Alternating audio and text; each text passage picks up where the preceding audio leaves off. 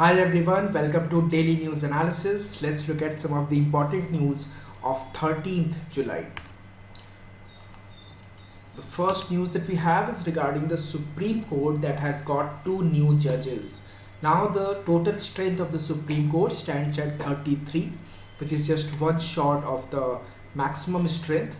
So the president has appointed Telangana Chief Justice Ujjwal Bhuyan and Kerala Chief Justice S. Venkat Narayan Bhatti as the Supreme Court judges, and the appointments came within a week of the Supreme Court Collegium led by Chief Justice of India D.Y. Chandrachud recommending their names to the government.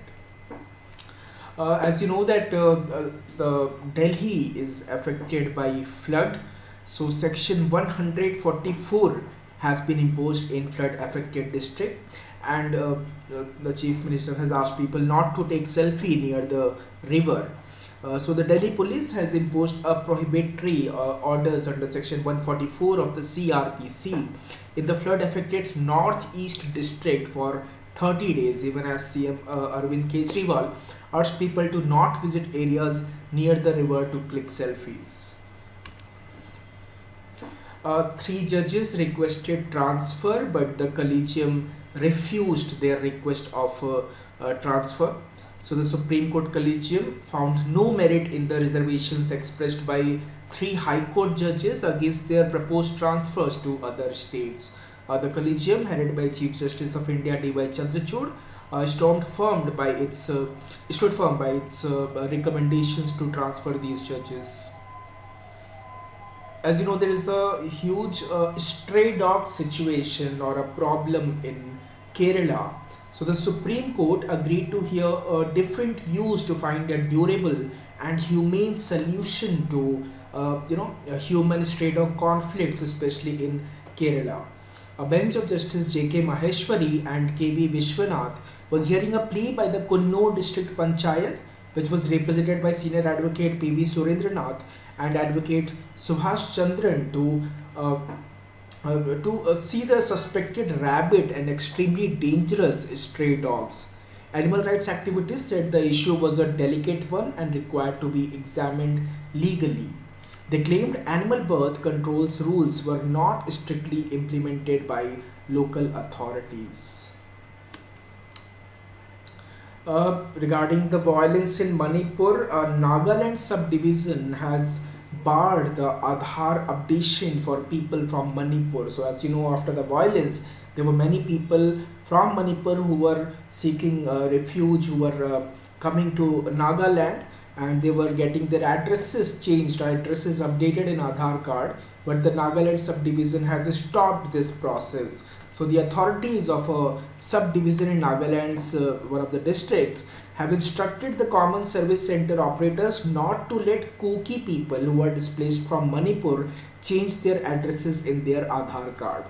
The Kukis, recognized as one of the 16 tribes of Nagaland, have a larger population in adjoining Manipur. Many of them left Manipur following the ethnic clashes with the majority Meitei community that we have been hearing for a long time now. European Union Parliament is also now interested in the Manipur situation. However, the Indian government has rejected the EU Parliament move to discuss the Manipur situation, saying that it is totally internal to India. So the Foreign Secretary says that the issue is totally internal, and the BJP for implementing they criticize the government BJP for implementing devices policies and the broader misuse of AFSPA, UAPA and FCRA, and attack on churches of Kuki tribals. Again in Delhi, Yamuna water level has breached the 60-year record, and the Kejriwal is seeking center's help. Over 16,500 people evacuated from flood affected areas as river crossed the 208-meter marks. Situation will improve in a day, as the Jal Shakti minister tells the chief minister. Now the inflation has increased to 4.8% as food prices have climbed. So the food price inflation increases to 4.5% from less than 3% in the previous month due to rising costs of items such as cereals, pulses and tomatoes.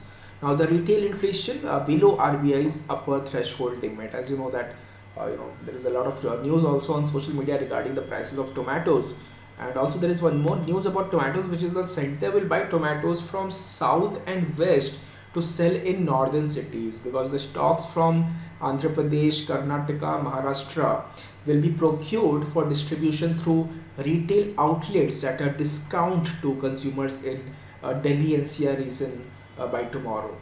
Bhatinda in Punjab records the highest price of 203 rupees per kg for tomatoes. United States consumer price index inflation slowed to 3% in June. So it rose modestly in June and registered their smallest annual increase in more than 2 years as inflation subsided further, but probably not fast enough to discourage the Federal Reserve from resuming raising interest rates this month. The Western African nation Gambia has mandated pre-shipment testing for Indian pharma, because as you know that recently there was news that at least 66 children last year was the death of the 66 children was linked to an Indian cough syrup. So now the Gambia has introduced pre-shipment inspection and testing for Indian pharmaceuticals. Piyush Goyal met the UK counterpart to spur India-UK trade talks. So the 11th round of trade negotiations between India and UK kicked off in London, with Union Commerce and Industry Minister Piyush Goyal meeting his UK counterpart, Business and Trade Secretary Kemi, and representatives of British industry on July 10 and 11. Wipro will invest $1 billion to boost its artificial intelligence capabilities.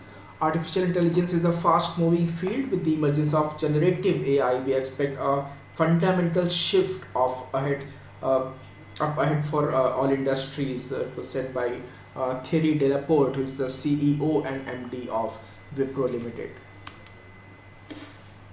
Pakistan is getting $3 billion from International Monetary Fund in a standby arrangement. So in a relief to cash-strapped Pakistan, the IMF on Wednesday gave a final nod to a $3 billion standby arrangement for the country to support the government's efforts to stabilize the ailing economy.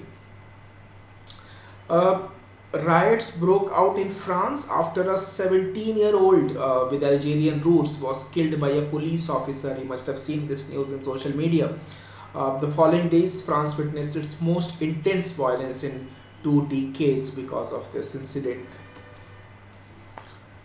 Iran President Raisi visits Kenya and Uganda to deepen relationships. So Iranian President Ibrahim Raisi he visited Kenya and Uganda on a mission to strengthen ties as he embarked on the first trip by an Iranian leader to Africa in 11 years.